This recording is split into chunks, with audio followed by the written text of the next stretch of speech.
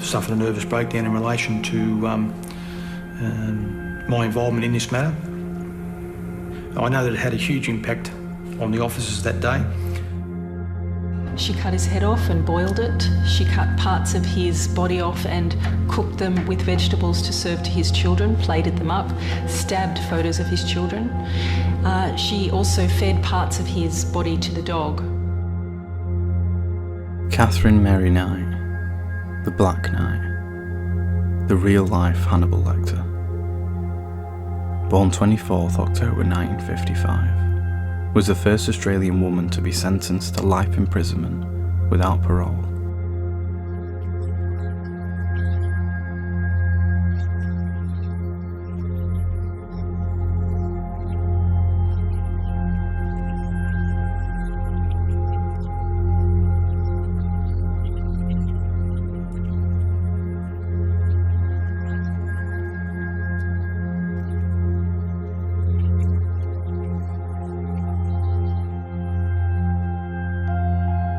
With her file marked, never to be released, she was convicted of the murder of her partner, John Charles Thomas Price, in October 2001 and is currently detained in Silverwater Women's Correctional Centre.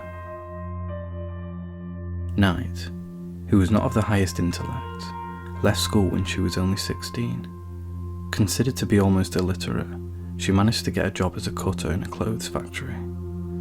Aged 18, she left to start what she referred to as her dream job, and joined other family members at the local abattoir, the Aberdeen Meat Works. Starting off with cutting offal, she was quickly promoted to boning, and given her own set of butcher's knives. At home, she hung the knives over her bed, so they would always be handy if she needed them, a habit she continued until her incarceration. Catherine took great interest in her job, and would often wander over to the start of the production line, religiously watching the pigs having their throats cut. In 1973, Catherine first met David Stanford Kellett, a hard drinker with a habit of getting into fights, of which she would often join in, backing him up with her fists without fail.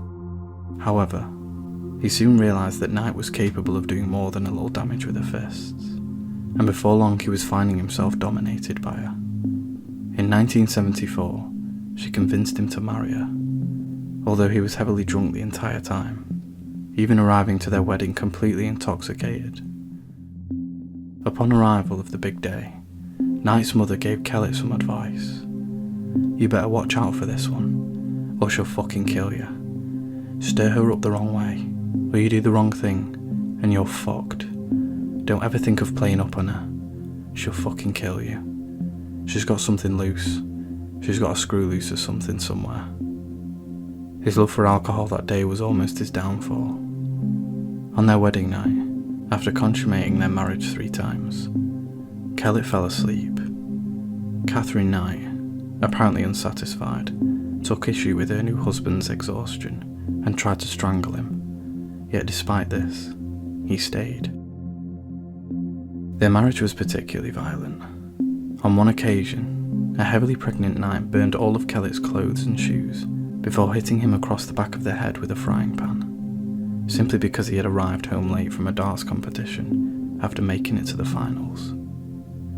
Fearing for his life, Kellett fled before collapsing into a neighbour's house and was later treated for a badly fractured skull.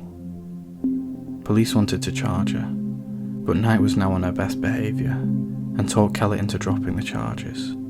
Again, despite all of this, he stayed. In May 1967, shortly after the birth of their child, Melissa Ann, he left her for another woman and moved to Queensland, apparently unable to cope with Knight's possessive, violent behaviour.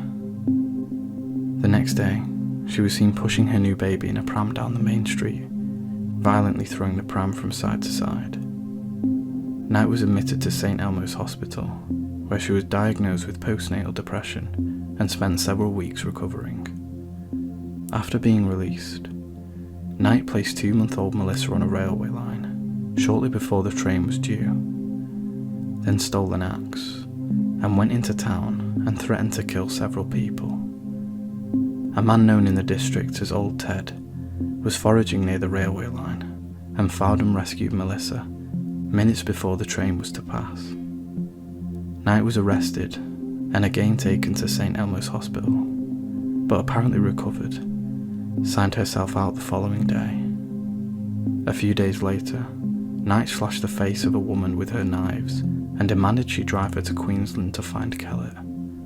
The woman escaped after they stopped at a service station, but by the time the police officer arrived, Knight had taken a little boy hostage and was threatening him with the knife. She was then admitted to the Morisset Psychiatric Hospital. Knight told the nurses she had intended to kill the mechanic at the service station because he had repaired Kellett's car, which had allowed him to leave, and then kill both her husband and his mother when she arrived in Queensland. When police informed Kellett of the incident, he left his girlfriend and, along with his mother, both moved back to Aberdeen to support her. Knight was released on August 9th, 1976, into the care of her mother-in-law and, along with Kellett, and moved to Woodridge, where she obtained a job in the Dinmore Meatworks. On the 6th of March 1980, they had another daughter, Natasha Marie. In 1984, Knight left Kellett and moved in with her parents, then to a rented house of her own. Although she returned to work at the abattoir, she injured her back the following year and went on a disability pension. 6 years after her stint in the psych ward, Catherine Knight met 38-year-old miner David Saunders in 1986.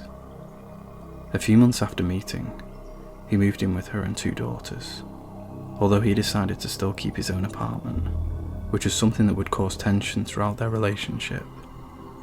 Knight soon became jealous regarding what he did when she wasn't around, and would often throw him out. He would move back into his apartment, and she would then beg him to return. The fact that Saunders had a life separate from hers caused Knight extreme emotional distress, and on May 1987, she cut the throat of his 2-month-old dingo pup right in front of him, for no more reason as an example of what would happen if he ever had an affair, before going on to knock him unconscious with a frying pan. Despite that particular mishap, she gave birth to her 3rd daughter, Sarah, on June 1988, prompting Saunders to put a deposit on a house, which she paid off with her workers' compensation, which came through in 1989. She decorated the house throughout with animal skins, skulls, horns, rusty animal traps, leather jackets, old boots, machetes, rakes and pitchforks. No space, including the ceiling, was left untouched. After an argument where she hit Saunders in the face with an iron, before stabbing him in the stomach with a pair of scissors, he couldn't deal with it anymore, and moved back to his old apartment. When he later returned home, he found that she had cut up all his clothes and personal possessions. Saunders took long service leave and went into hiding. Knight tried to find him, but no one admitted to knowing where he was. Several months later, he returned to see his daughter and found that Knight had gone into the police and told them she was afraid of him. They issued her with an apprehended violence order against him. Just before their relationship broke off, she vandalised David's car and then took an overdose of sleeping pills. She was then admitted to a psychiatric hospital for observation once more. In May 1990, when Catherine returned to society, she found herself in the arms of a new man, 43-year-old former abattoir co-worker John Chillingworth, who was a recovering alcoholic. She gave birth the following year to a boy they named Eric. John admitted to hitting her once, after she had pushed him too far, after smacking his glasses off his face and breaking his false teeth in his mouth. Their relationship lasted 3 years before she left him for another man she had been having an affair with. John Price, her latest and final lover.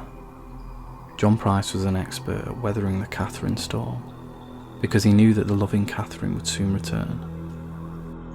John Pricey Price was the father of 3 children when Knight had an affair with him. Friends reported him as a terrific bloke, and liked by everyone who knew him.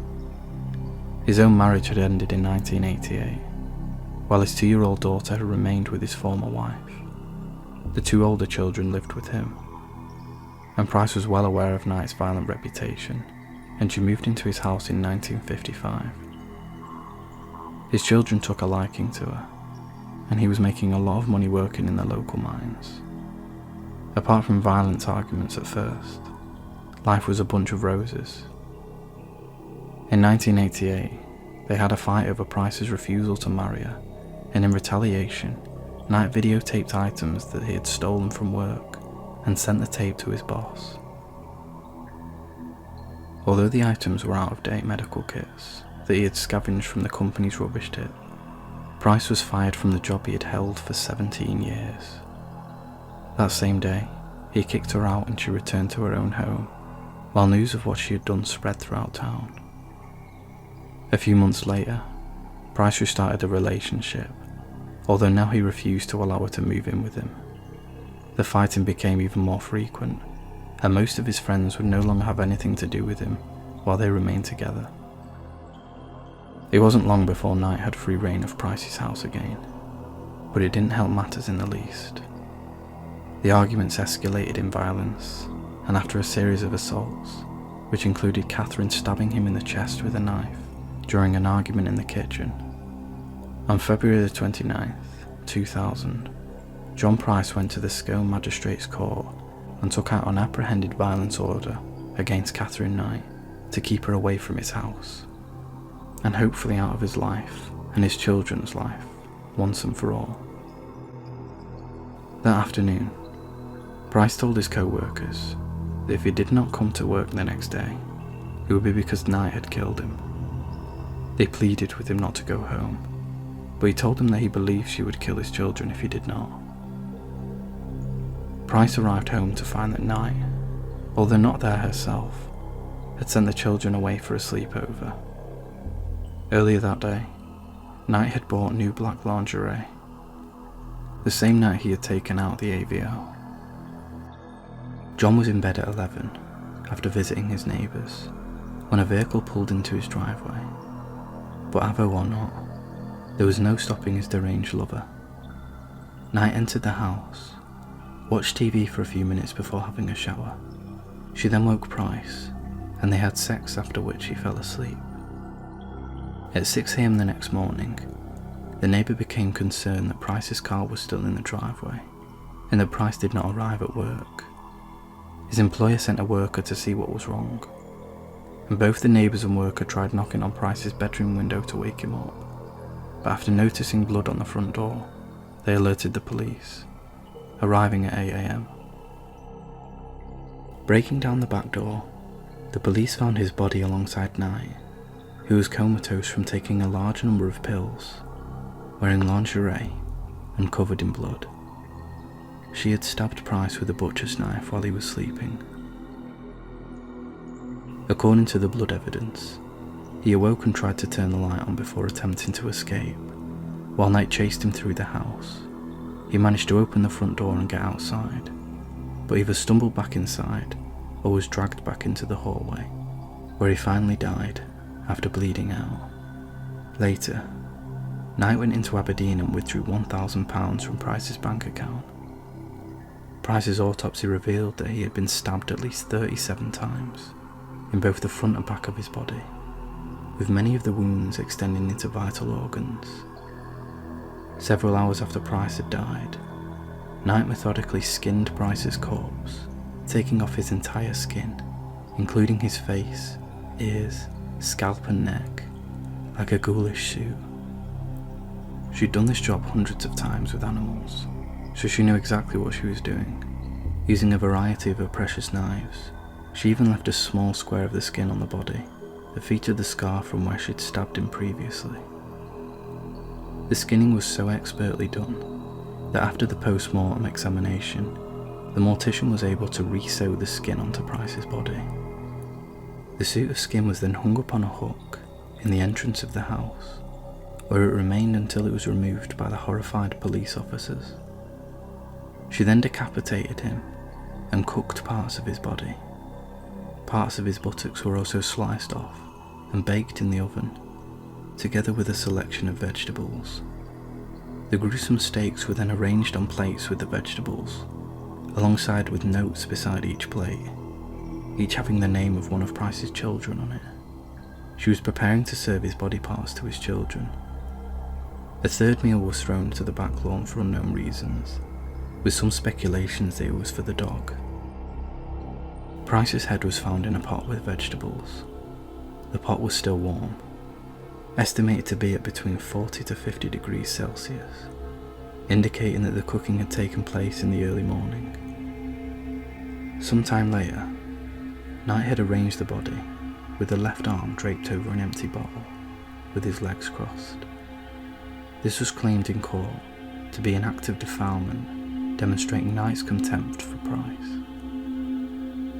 Despite intensive questioning, Catherine Knight denied having any recollection of what happened that night after she arrived at the house and had sex with her lover, blaming amnesia. Having recovered from her alleged suicide attempt, a week later on March 6, 2000, Catherine Knight was charged with John Price's murder at a specific bedside sitting in the Maitland District Hospital's psychiatric ward. Eventually she pleaded guilty to murder, thankfully sparing Price's distraught family and friends from having to sit through weeks of horrendous evidence. No reason has ever been given for the guilty plea, and despite giving it, she still refuses to accept responsibility for her actions. At the sentencing hearing, Knight's lawyer requested that Knight be excused from hearing some of the facts, but the application was refused. When Dr. Timothy Lyons took to the stand and described the skinning and decapitation, Knight became hysterical and had to be sedated. On the 8th of November, Justice O'Keefe pointed out that the nature of the crime and Knight's lack of remorse required a severe penalty. He sentenced her to life imprisonment and refused to fix a non-parole period and ordered that her papers be marked, never to be released. The first time that this had been imposed on a woman in Australian history. However, in June 2006, Knight appealed the life sentence, claiming that the penalty of life in jail without the possibility of parole was too severe for the killing. Justices Peter McLean, Michael Adams and Megan Latham dismissed the appeal in the NSW Court of Criminal Appeal in September, with Justice McLean writing in his judgment, "This was an appalling crime, almost beyond contemplation in a civilized society." Looking back over Mrs. Knight's life, there were so many indications that she would one day commit murder. However, over the years, people have gotten so used to the woman's erratic behaviour and just put it down to the way she was. The woman known as the Black Knight displayed certain warning signs that for some reason were never brought to light or to the authorities. Sadly, it was a murder that could have been prevented.